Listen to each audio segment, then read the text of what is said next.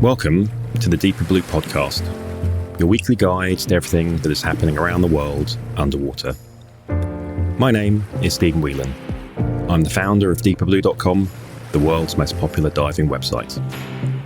Every week, the Deeper Blue podcast covers everything that's happening in the scuba diving, free diving, diving travel, and ocean advocates world. So join us as we explore the Deeper Blue.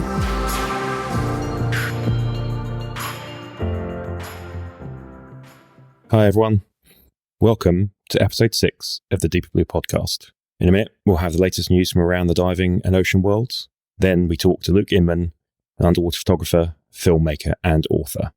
He'll talk to us about what it's like diving with sea lions in La Paz, Mexico. That's where he's based.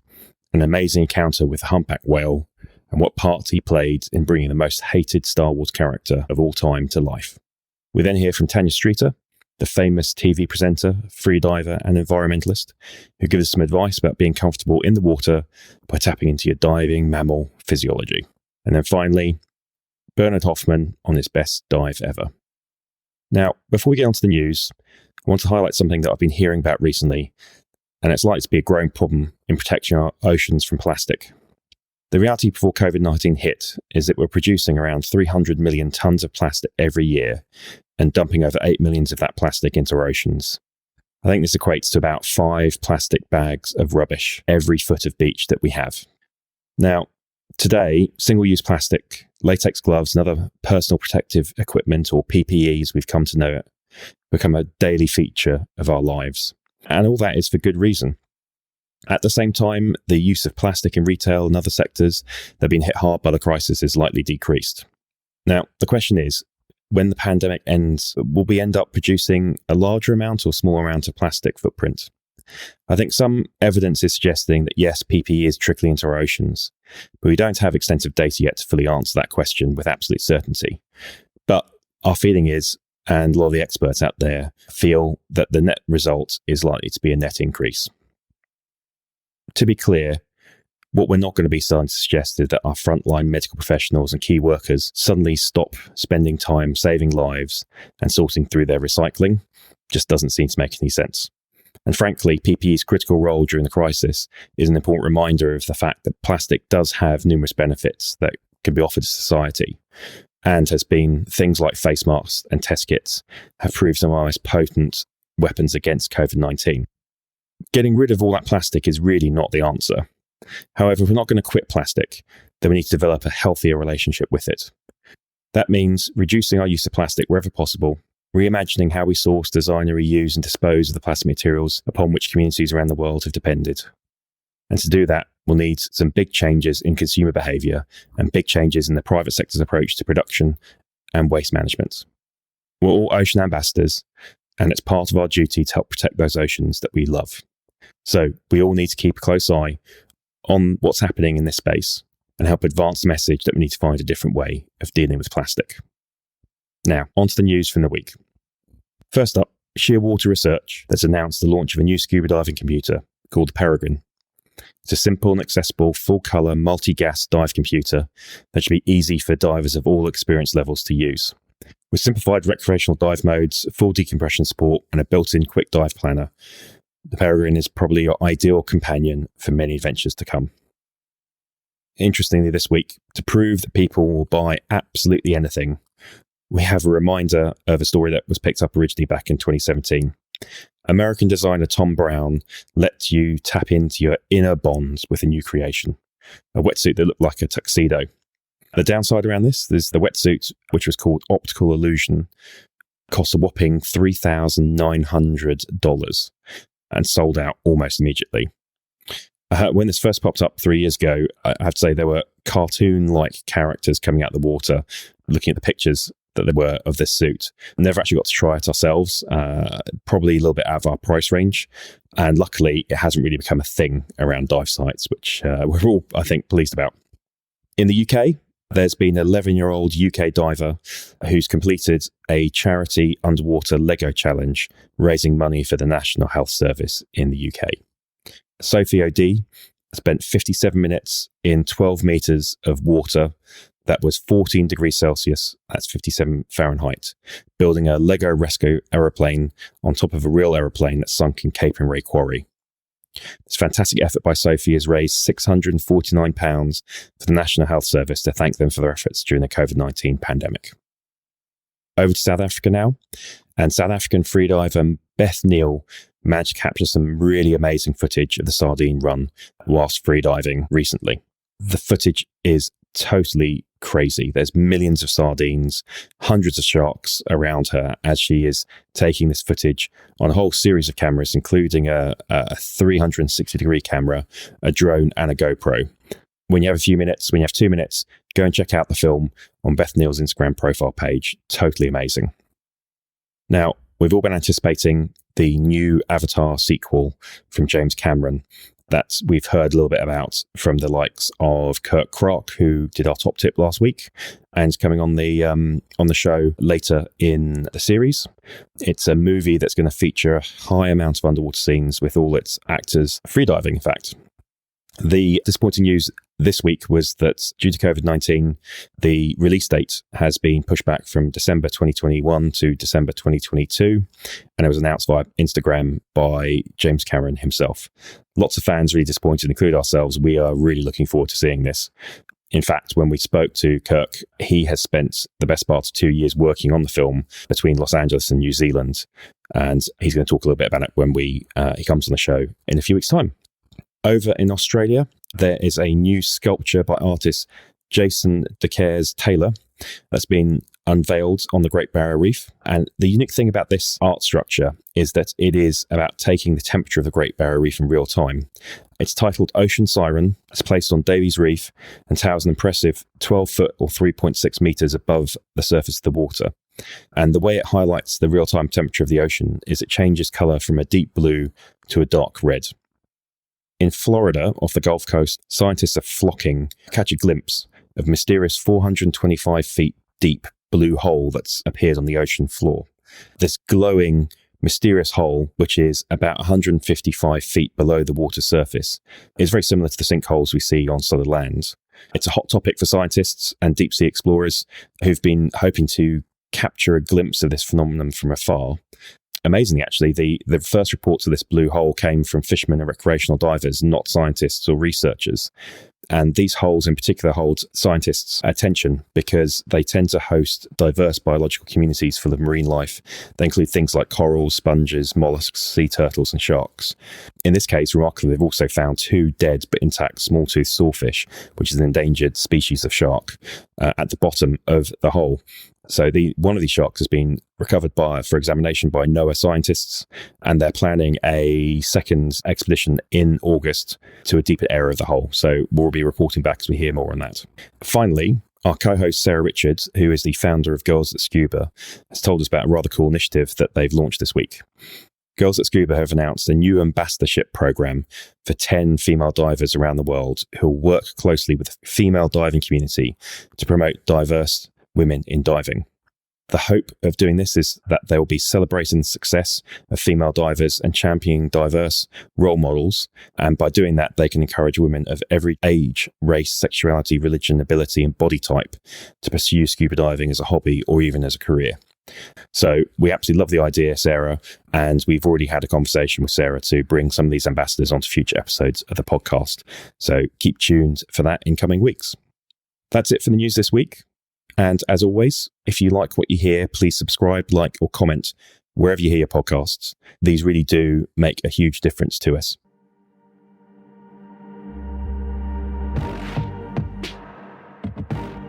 Hi, this is Sarah Richard, founder of Girls at Scuba.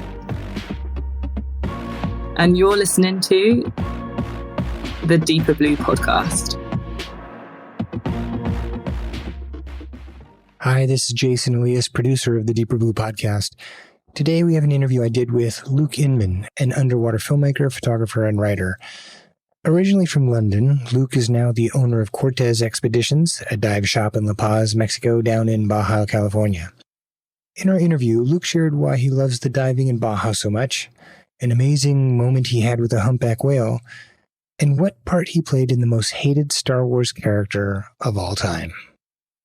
So Luke, thanks so much for doing this. You're welcome. Can you tell us a little bit of who you are and where you're based and what you do there? I'm originally from London, and I have been in La Paz, Mexico for 20 years. I consider myself a jack of all trades and master of none. I'm a photographer, I'm a filmmaker, I've had a book published. I've recently just completed being the dive safety officer for parts of Planet Earth 3 for the BBC.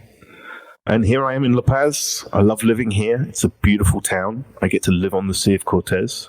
For the divers that are listening to this show, what is it about the diving in La Paz that is so special? There's a very cliched, very famous statement about the Sea of Cortez from that French pirate, Jacques Cousteau. He christened the Sea of Cortez the world's aquarium. And it has this incredible mixture of marine mammals and animals that you would only see in cold or temperate water. Blue whales, grey whales, humpback whales, and then a mixture of reef fish and nudibranchs and small invertebrates that you can only see further south, sort of close to the equator. It's part of that Eastern Pacific chain that starts from the Galapagos, the Malpelo, the Cocos, the Socorro Islands, or the Reviejigedos, as they're called in Spanish. And then that sort of link of all those underwater seamounts goes up into the Sea of Cortez, and it's famous for its pelagics. You know, you encounter big stuff here. Such as? The biggest whale shark I've ever seen, I saw here. That was a good 12 to 14 meters. I've had sailfish underwater, marlin underwater, humpbacks, schooling hammerhead sharks, blue whales, sperm whales, grey whales, humpback whales, false killer whales, pilot whales, common dolphin. Oh, you name it, everything. One of the things you mentioned, though, one of the reasons you said you're in La Paz was the California sea lion. The Californian sea lion is the underwater dog. Technically, they evolved from weasels and mongooses, and they just do this inquisitive, beautiful ballet. And in the 20 years I've been here, I'm pretty convinced I know how to communicate with them. I'm not going to pretend I'm some kind of sea lion whisperer. But the first book I wrote is about sea lions, and they are just beautiful creatures. And what's incredible about La Paz is the sea lion colony is approximately an hour and a half from the marina. And to enter a marine protected area that's only an hour and a half from 300,000 people and the center of government for this part of Mexico, and be able to interact with a wild animal it's a privilege, an incredible privilege. And it's probably one of the main reasons I'm still here. That was amazing and very heartfelt. And in the past, you did some pretty amazing cinema stuff. Could you just kind of briefly tell us any of the kind of fun stuff you did? I started in cinema. I went to the London Film School. I have to say I was a little frustrated because I never really wanted to be in cinema. I always wanted to work in natural history. I wanted to be in the middle of nowhere shooting animal behavior. And immediately upon leaving film school, the first year, 18 months, I found myself in tanks, swimming pools, and movie sets in chlorinated water, which is fascinating. It was an incredible experience, but it's a very, very different environment to shooting with a crew of 2 or 3 people for the BBC Natural History Unit or National Geographic. And I think the one that people always talk about, because I worked on Star Wars Phantom Menace, I helped build the set. I was one of the safety divers. I shot some of the behind the scenes footage. The thing that I get teased about by some of my peers and colleagues is I carried the digitizing dome underwater to be Jar Jar Binks. And what an achievement for me is I got to be with Ewan McGregor and Liam Neeson, Obi-Wan Kenobi, Qui-Gon Jinn underwater, and I helped contribute to the worst Star Wars character in history. That is my legacy. That's fantastic. If you could share one story underwater that really resonates with you, and I know you've probably had thousands of experiences underwater, but if there's one story you could say, this story really meant something to me, and kind of walk me through that story briefly, that'd be fantastic. Back in 2003, 2004, I've been working with a project with Dr. Salvador Jurgensen, who's one of the main shark investigators and researchers at the Monterey Bay Aquarium. And we were completing an expedition to the Socorro Islands, where we were tagging scalloped hammerhead sharks using rebreathers. On that trip, we had Dr. Mauricio Hoyos, the very famous Mexican great white researcher. We had Dr. Peter Klimley, who discovered schooling hammerheads in the Sea of Cortez in the 70s. And we'd finished diving for the day. And some of the other investigators who were, ironically enough, working with nudibranchs, couldn't be anything more different than what we were trying to do, came back onto the boat and they were like, there's a tiger shark just off of this point. And it was a place called Cabo Pierce in the Socorro Island. And I'd showered. I was having a cup of tea. And Salvador came and sort of prodded me, went, come on, we're going diving. And I'm like, I'm not going anywhere. And he was like, come on, you'll regret this for the rest of your life. Let's go find this tiger shark. So we get in the Zodiac. We see this humpback breach. And it's quite close to us. It almost tipped the Zodiac. And we're like, well, that was amazing. Let's go find the tiger shark. And the sun's going down. So you've got that beautiful rays of light. And so we jump in the water and we've both got these rebreathers on. So you're doing a bubble check. The rebreather has such a big mouthpiece that after thousands of dives together over 2 years, we could hear what we were saying to one another. And Salvador said to me, look, there's the reef. And I'm like, the reef's moving, you muppet. No, there's the reef. The reef's moving. And then literally the reef just bellowed up.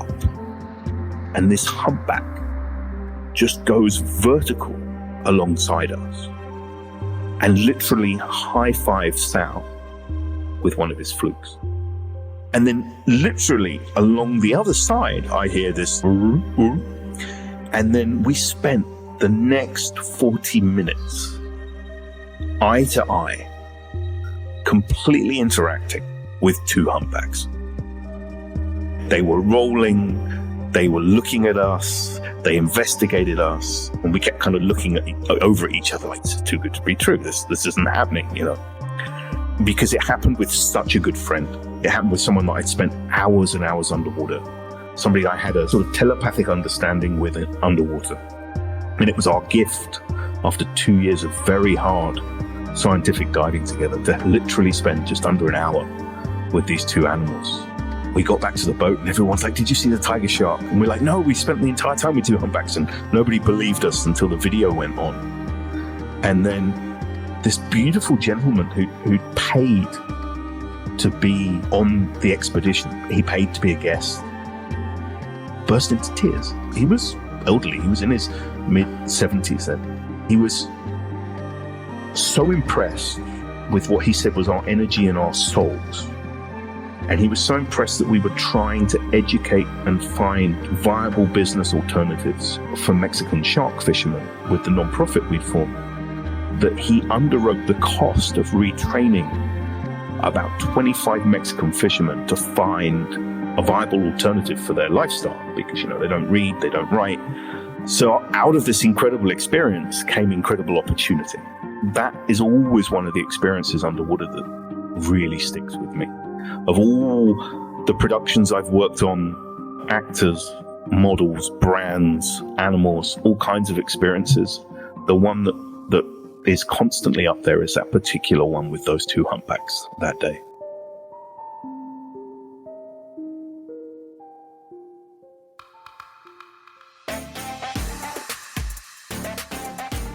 Hi, I'm Megan Haney-Greer, freediver, ocean explorer, and marine conservationist.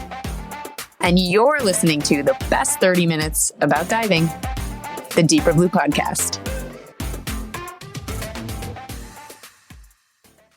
Hi, everybody. I'm Tanya Streeter. I'm a freediver, and my top tip for anybody getting in the ocean, especially while holding their breath, is just to remember your physiology.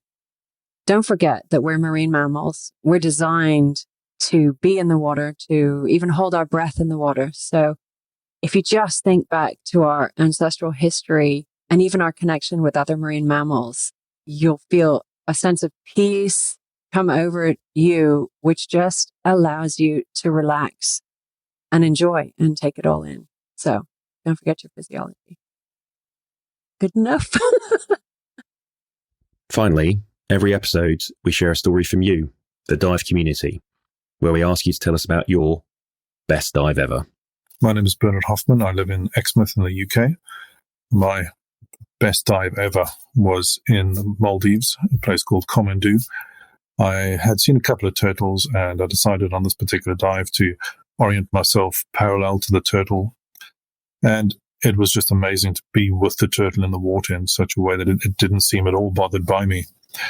And I followed it as we swam sort of across the shallow reef. And when we got to the drop-off, I decided to dive down first rather than chase the turtle down. And I turned around and I was filming it at the surface, and it dived down almost on top of me, past me. And as it passed me, I realized there was another turtle coming up from a little bit deeper down. The two of them pirouetted, and it was just such an amazing thing to witness. And after that, I sort of swam a little bit with it on the drop-off, just cruising along. Definitely the best dive I've ever had. We'd love to hear your story about diving. So at the end of the show, you'll find out all the info you need to submit your best dive ever.